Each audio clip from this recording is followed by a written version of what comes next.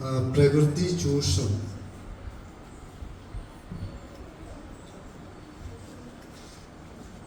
ഒരു പൂമൊട്ടിടും നിമിഷം പോൽ ഞാൻ എൻ വിഷമം മറക്കുന്നു.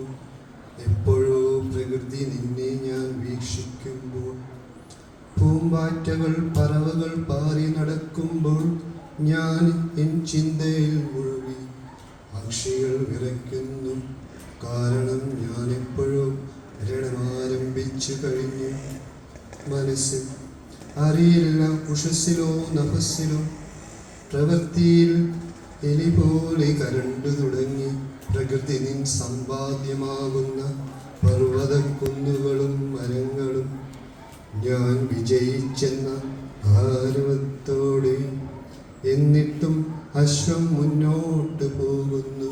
ശ്വാസനിശ്വാസങ്ങൾ നാടിൻ നാശവികൃതിയിൽ മുഴുകി. വിശ്വാസങ്ങളും എന്നെ അറിയാതെ മരമേ നിന്നെ മുറിക്കുന്നു.